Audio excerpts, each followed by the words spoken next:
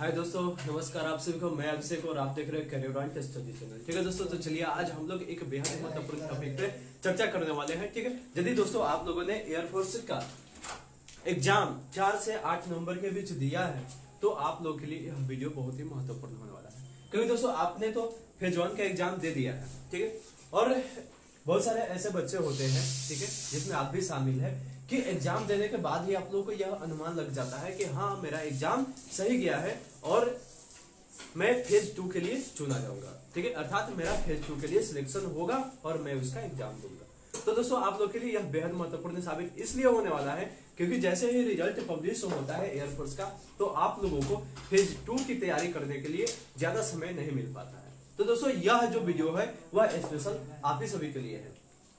इस वीडियो को एक बार देखने के बाद आप लोग पूरी तरह से यह समझने में कामयाब हो जाइएगा कि जो एयरफोर्स का फेज 2 का एग्जाम होता है इसमें किस किस प्रक्रियाओं से होकर के गुजरना पड़ता है, और आप लोगों को एयरफोर्स का जो रिजल्ट आएगा फेज 1 का, उसके बाद आप लोग के लिए कितना समय मिलेगा कि फेज 2 का आप लोग तैयारी करते हैं। ठीक है, तो यहाँ पे ध्यान दीजिए, क्योंकि दोस्तों यदि आप लोग का रिजल्ट हो जाने वाला होगा और यह अनुमान आप लोगों को लग गया होगा तो अभी से ही आप फेज 2 एग्जाम की तैयारी के लिए जुट जाइए। ठीक है, क्योंकि फेज 2 की जो प्रक्रिया है वह फेज 1 से काफी दृढ़ प्रक्रिया है।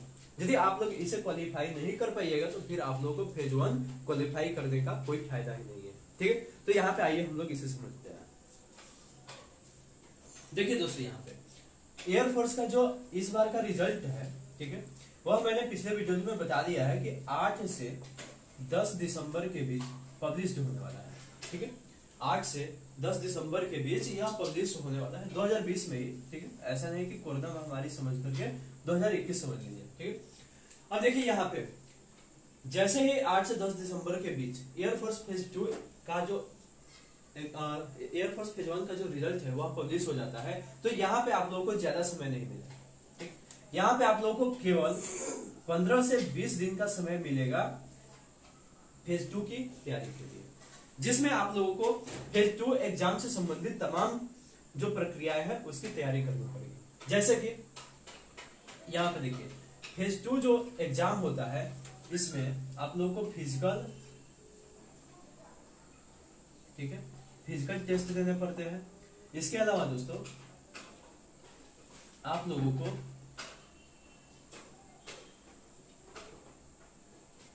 ट्वेंटी मार्क्स का एक इंग्लिश पेपर का टेस्ट देना पड़ता है। ठीक है, इसके अलावा दोस्तों आप लोगों को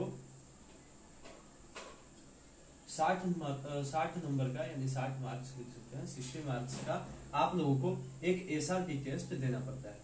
एसआरटी अर्थात सिचुएशन रिएक्शन टेस्ट। ठीक है, उसके बाद दोस्तों आप लोगों का डॉक्यूमेंट वेरिफिकेशन होता है, डॉक्यूमेंट वेरिफिकेशन। ठीक है दोस्तों, और इसके बाद दोस्तों जीडी कराया जाता है। ठीक है, इसके बाद जीडी कराया जाता है। यहाँ पे दोस्तों जो फिजिकल टेस्ट होता है मैं सारे प्रक्रियाओं को एक एक करके समझाऊंगा। ठीक है, आप लोग यहाँ ध्यान से देखिए। यह जो फिजिकल टेस्ट होता है दोस्तों इसे भी 2 भाग में बांटा गया है। ठीक है, पहले फेज में रनिंग कराया जाता है, ठीक, जो कि 1600 मीटर का होता है, और यह आप लोगों को 6 मिनट 30 सेकेंड में क्लियर करने होते हैं। उसके बाद दोस्तों यदि आप लोग फेज 1 को कंप्लीट कर जाते हैं रनिंग वाला सेक्शन, ठीक है, तब आप लोगों का सीटअप, ठीक है दोस्तों, सीटअप, उसके बाद दोस्तों स्क्वाट्स, ठीक है, उसके बाद पुशअप, ये कराया जाता है। और दोस्तों यहाँ पे ध्यान से समझने का प्रयास करिएगा, क्योंकि इसके जस्ट पिछले वाले जो फेज 2 का एग्जाम हुए थे, ठीक है, उसमें मैंने इन सारे दौर से होकर के गुजरा था। तो मैं चाहता हूं कि आप लोगों को इन सारे जो तथ्य है, ठीक है, इन सारे तथ्यों का जानकारी आप लोग को प्रोवाइड करा दूं। क्योंकि दोस्तों यहाँ पे जो आप लोग देख रहे होंगे कि 20 मार्क्स का एक इंग्लिश टेस्ट भी इसमें इंक्लूड किया गया है। तो आखिर इसमें क्या क्वेश्चन पूछे जाते हैं, ठीक है, उनका लेवल क्या होता है, इन सारे बातों को समझना आप लोगों के लिए बेहद जरूरी है। क्योंकि ये आप लोगों को कोचिंग और इंस्टीट्यूशन के माध्यम से सीखने को नहीं मिल सकता है। जो बच्चे उसमें से जा करके गुजरे हुए हैं उन्हीं के माध्यम से आप लोगों को इसका रियलिटी पता चल पाएगा, ठीक है। तो चलिए आइए हम लोग देखते हैं इसे। जैसे ही दोस्तों आप लोग का जो फेज 1 का एग्जाम रिजल्ट है वह 8 से 10 नवंबर के बीच आ जाता है, तो आप लोगों को केवल और केवल 15 से 20 दिन का समय मिलेगा किसके लिए, तो फेज 2 के एग्जाम के लिए, ठीक है। यानी आप लोग फेज 1 में सिलेक्ट होते हैं तो फेज 2 का एडमिट कार्ड आता है और उसमें आप लोगों को 15 से 20 दिन का समय दिया होता है फेज 2 के एग्जाम के लिए। उसी में दोस्तों आप लोगों को फिजिकल की तैयारी करनी होती है, 20 मार्क्स का जो इंग्लिश टेस्ट होता है उसकी तैयारी करनी पड़ती है, 60 मार्क्स का जो SRT होता है सिचुएशन रिएक्शन टेस्ट उसकी तैयारी करनी पड़ती है। उसके बाद दोस्तों यहाँ पे डॉक्यूमेंट भी आप लोगों को पूरे तैयार करने पड़ते हैं कि कौन कौन से डॉक्यूमेंट हमें ले जाने पड़ेंगे। उसके अलावा दोस्तों यहाँ पे हमें GD की भी तैयारी करनी पड़ती है। अब देखिए यहाँ पे दोस्तों जो फिजिकल का टेस्ट होता है हम लोग का वह 2 चरण में होता है। वहां पे भले यहाँ पे हम लोग को यह समझ में आता है कि फिजिकल का जो टेस्ट है वह एक ही चरण में होगा, मगर ऐसा नहीं है। वहां पे फिजिकल का जो टेस्ट है वह 2 चरण में होता है।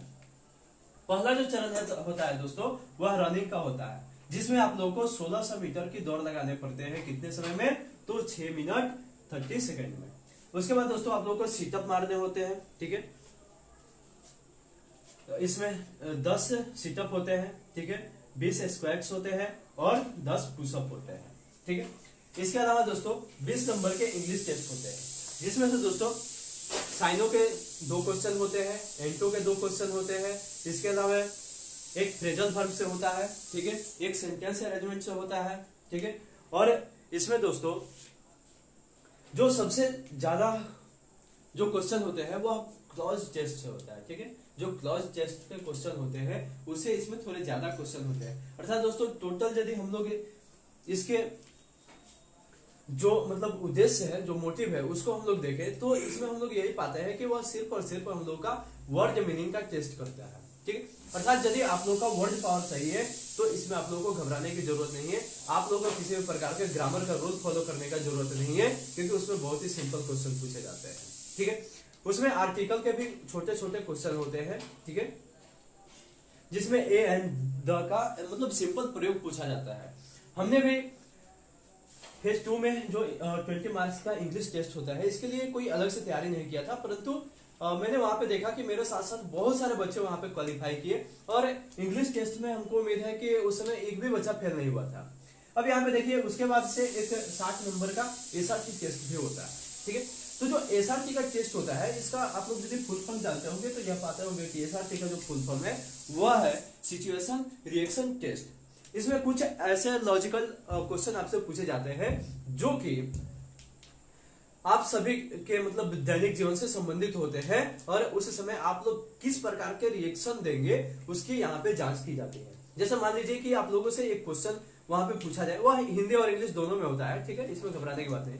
मान लीजिए कि आप लोगों से एक क्वेश्चन पूछा जाए कि शाम का वक्त हो गया है, आप लोग किसी मार्केट से अपने घर पे जा रहे हैं और रास्ते में आपको एक सांप मिल गया जो कि रास्ता क्रॉस कर रहा है। तो उस सिचुएशन में आप लोग कैसा बर्ताव करेंगे?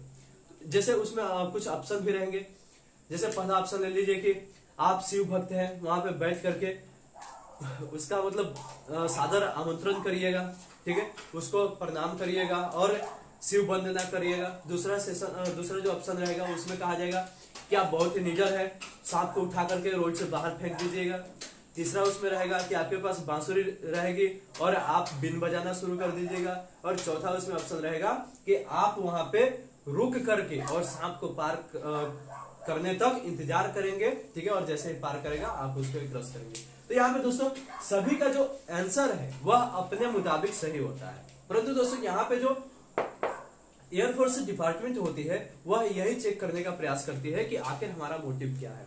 क्या हमें साहस है, कि हमें ज्यादा धार्मिकता है, क्या हमें सेंसिटिविटी है, ठीक है। यानी वह यहाँ पे आपके आंसर को गलत नहीं ठहराएगी, ठीक है, आपके आंसर को वह गलत नहीं ठहराएगी, बल्कि आपका क्या प्रवृत्ति है उसको जांचने का वह प्रयास करेगी। तो दोस्तों मैं आप लोगों से यही उम्मीद करूंगा कि यदि आप लोग फेज 2 के एग्जाम में जाते हैं, ठीक है, और उसे अटेंड करते हैं, तो आप लोग सिचुएशन रिएक्शन टेस्ट में किसी भी क्वेश्चन को छोड़िएगा मत, ठीक है, क्योंकि उसमें आंसर सभी का सही होता है, बस उनका मोटिव अलग अलग होता है, ठीक है, क्योंकि प्रत्येक व्यक्ति एक ही सिचुएशन में एक ही जैसा रिएक्ट कभी भी नहीं कर सकता है, ठीक है। तो इसे घबराने की जरूरत नहीं है कि यदि मैंने ए ऑप्शन मार दिया है और दूसरा सी मारा है तो उसी का सही होगा और मेरा गलत होगा, सबका आंसर सही होता है। बस यहाँ पे देखा यह जाता है कि आप किसी सिचुएशन से घबरा करके उसे छोड़ तो नहीं दे रहे हैं। यदि आपने सारे सिचुएशन को रिएक्ट किया है, ठीक है, सारे सिचुएशन में यदि आपने रिएक्शन प्रस्तुत किया है अर्थात सभी आंसर को आपने टिक किया है, तो वे लोग समझ जाते हैं कि आप सिचुएशन से घबरा करके भागने वालों में से नहीं है, बल्कि उसका निडरता पूर्वक सामना करने वालों में से है, ठीक है। अर्थात आप लोगों के पास यदि सिचुएशन रिएक्शन टेस्ट के क्वेश्चन पेपर मिलते हैं तो आप लोग उसका सारा क्वेश्चन टिक करिएगा, ठीक है। इसके बाद दोस्तों हम लोग देखते हैं डॉक्यूमेंट वेरिफिकेशन को। तो जैसे ही आप लोग के एसआरटी क्लियर हो जाते हैं, आप लोगों को लंच के लिए थोड़ा सा समय मिलता है, लगभग आधे घंटे के। उसके बाद दोस्तों डॉक्यूमेंट वेरिफिकेशन आपका शुरू हो जाता है, और उसमें दोस्तों क्या क्या डॉक्यूमेंट्स अनिवार्य होते हैं उसके बारे में मैं आप लोगों को एक अलग वीडियो में बताऊंगा। यहाँ पे बस आप लोग यहाँ पे यह जानने का प्रयास करिए कि एसआरटी के तुरंत बाद डॉक्यूमेंट वेरिफिकेशन की प्रक्रिया शुरू हो जाती है, और जैसे ही डॉक्यूमेंट वेरिफिकेशन की प्रक्रिया शुरू हो जाती है दोस्तों, तो उसके बाद यहाँ पे जीडी कराया जाता है, ठीक है, जीडी अर्थात ग्रुप डिस्कशन। अब देखिए दोस्तों, यहाँ पे जो ग्रुप डिस्कशन होता है उसमें भी 2 चरण होते हैं। पहला जो चरण होता है उसमें सबसे पहले आप लोग को अपना इंट्रोडक्शन देना पड़ता है, ठीक है, जो कि 30 सेकेंड में आप लोग को पूर्ण करने होते हैं। उसके बाद दोस्तों जो भी आप लोग को टॉपिक मिला होता है डिस्कशन के लिए, उसमें से, ठीक है, जो भी आप लोग को डिस्कशन का टॉपिक मिला होता है दोस्तों, उसका एक मतलब संक्षिप्त आप लोगों को उसका निचोड़ प्रस्तुत कर देना होता है, ठीक है, यानी जो उसका समरी होता है अपने इंट्रोडक्शन के तुरंत बाद उसका समरी प्रस्तुत कर देना होता है। और ऐसे करके जो 15 बच्चे बैठे होते हैं सब अपना एक एक करके इंट्रोडक्शन, और इंट्रोडक्शन के तुरंत बाद जैसे अपना मैंने इंट्रोडक्शन समाप्त किया और समाप्त करते ही उसका समरी बोलना प्रारंभ कर दूंगा, ठीक है। जैसे 15 बच्चे अपना इंट्रोडक्शन और समरी समाप्त कर लेते हैं तो उसके तुरंत बाद, ठीक है, उसके जीडी के तुरंत बाद, सॉरी, इंट्रोडक्शन और समरी के तुरंत बाद उस पे अब जीडी छिड़ जाता है, यानी अब ग्रुप डिस्कशन प्रारंभ हो जाता है, जिसमें सारे बच्चे एक साथ बोल सकते हैं, ठीक है। अब यहाँ पे दोस्तों हमें अपने अपने लॉजिक का प्रयोग करना पड़ता है। जीडी में कौन कौन सारी घटनाएं घटती है, कौन कौन से एक्शन लेने हमारा वहां पे अनिवार्य होता है, इन सारे के विषय में मैं आप लोगों के साथ चर्चा करूंगा अगले वीडियो में, ठीक है। यहाँ पे मैं आप लोगों को सिर्फ फेज 2 के विभिन्न चरणों को समझा रहा हूँ। अब दोस्तों यहाँ पे जैसे ही आप लोगों के जीडी कंप्लीट हो जाते हैं उसके बाद आप लोगों को मेडिकल लेटर प्रोवाइड कराया जाता है। अब दोस्तों यहाँ पे यह मत कहिए कि सारे बच्चों को प्रोवाइड करा दिया जाता है, तो ऐसा नहीं है। जो बच्चे डॉक्यूमेंट वेरिफिकेशन में छट जाते हैं, ठीक है, तो उन लोगों को उसी समय नहीं बताया जाता है, उन लोगों का जीडी करा लिया जाता है, और जीडी कराने के बाद जो लोग मतलब क्वालिफाई नहीं कर पाते हैं जीडी को, तो उन लोगों को तो वहां पे बाहर कर दिया जाता है। उसके साथ जो क्वालिफाई कर जाते हैं, ठीक है, उन लोगों को वहां पे रोका जाता है, और उसके बाद से उनके डॉक्यूमेंट्स में यदि कोई खराबी है तो उसको सुधार कराने का प्रयास किया जाता है। यदि उसके बाद भी सुधार कराने योग्य नहीं होता है तो उन लोगों को वहीं से रिजेक्ट कर दिया जाता है, और जितने सारे बच्चे बच जाते हैं उन लोगों को मेडिकल लेटर प्रोवाइड किया जाता है। तो दोस्तों मेडिकल लेटर आप लोगों का कब आएगा, इस पे भी मैं अलग से वीडियो बनाऊंगा। तब तक आप लोग मेरे चैनल के साथ जुड़ जाइए और इसको सब्सक्राइब करिए और बेल नोटिफिकेशन को दबा दीजिए, ताकि इससे संबंधित जो भी अपडेट होगा आप लोग तक पहुंचती रहे, ठीक है। अब दोस्तों यहाँ पे यदि आप लोगों को एयरफोर्स के विभिन्न चरणों को एक एक करके समझना है तो हमारे चैनल को सब्सक्राइब करना तो बिल्कुल मत भूलिए, क्योंकि इसका एग्जाम तो समाप्त हो गया है। अब मैं इसके आगे की घटनाओं पे ही चर्चा करूंगा कि आप लोगों को फिजिकल में क्या क्या करने हैं और उसकी तैयारी हम लोग कैसे करें, ठीक है। इंग्लिश के जो 20 मार्क्स की तैयारी है उसको कैसे करें, और यदि आप लोग को प्रॉब्लम होते हैं तो उसको आप लोग कमेंट बॉक्स में बता सकते हैं, उसका भी उचित निदान किया जाएगा, ठीक है। इन सारे जो यहाँ पे प्रक्रियाएं आप लोगों को दिखाई दे रही होंगी, ठीक है, इन सबका निदान हमारी टीम के द्वारा किया जाएगा। बस यहाँ पे आप लोगों को जरूरत यह है कि आप लोग कमेंट बॉक्स में हमें यह बताएं कि आप लोगों को किस सेक्शन में परेशानी हो रही है, और यदि किसी सेक्शन में परेशानी हो रही है तो हम लोग के लिए उसका अलग से वीडियो बनाना मतलब बना करके हम लोग आप लोगों को समझाएंगे, ठीक है। चलिए तब तक यही आप लोगों से विदा लेते हैं। धन्यवाद, जय हिंद।